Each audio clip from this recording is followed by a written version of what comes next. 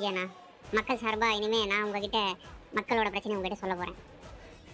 வணக்கம் விஜயண்ணா. நீங்கள் பார்த்துட்டு இருக்கிறது பார்த்தீங்கன்னா இதான் பொள்ளாச்சியோட பழைய பஸ் ஸ்டாண்ட். இப்போ இதான் சுச்சுவேஷன். இது எப்போனாலும் இடிஞ்சு விடலாம், இல்லை நம்ம மக்களுக்கு எப்போனாலும் எந்த அசம்பாவிதம் நடக்கலாம். இது ஏன் உங்ககிட்ட சொல்கிறேன்னா, இதுக்கு ரீப்ளேஸ்மெண்ட்டாக ஒரு புது பஸ் ஸ்டாண்ட் வந்துட்டு போன ஆட்சியிலே வந்துட்டு ஓப்பன் பண்ணிட்டாங்க. எலெக்ஷன் முன்னாடி அவ்வளோ அவசரமாக அந்த பஸ் ஸ்டாண்டை ஓப்பன் பண்ணாங்க.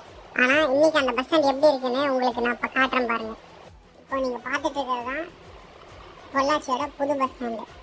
இது போன கவர்மெண்ட்டில் February 22, 2026 9.83 கோடி செலவில் 29 பஸ் ஸ்டேஷன்ஸும் 64 கடைகள், இவ்வளோ கன்ஸ்ட்ரக்ஷனோட இவ்வளோ பியூட்டிஃபுல்லாக இந்த பஸ் ஸ்டாண்ட் ரெடியாக இருந்தும் இது இன்ன வரையும் ஆல்மோஸ்ட் 4 months ஆச்சு.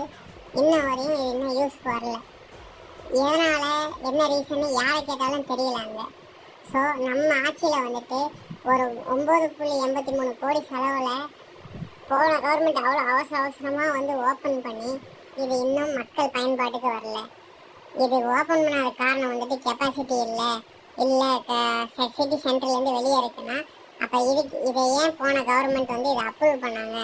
யாரோட எலெக்ஷன் அவசரத்துக்காக இந்த மாதிரி மக்களோட பணத்தை வேஸ்ட் பண்ணதுக்காக முந்தைய கவர்மெண்ட் மேலே கண்டிப்பாக இந்த கவர்மெண்ட் தக்க நடவடிக்கை எடுக்கணும். இல்லை இதை பண்ண முடியும்னா இதை கூடிய சீக்கிரம் நம்ம ஆட்சியில் இதை ஓப்பன் பண்ணுன்றது ரிக்வெஸ்ட்.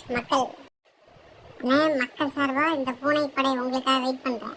எல்லாரும் நம்ம சேனலை மறக்காமல் லைக் பண்ணுங்கள், ஷேர் பண்ணுங்கள், சப்ஸ்கிரைப் பண்ணுங்கள்.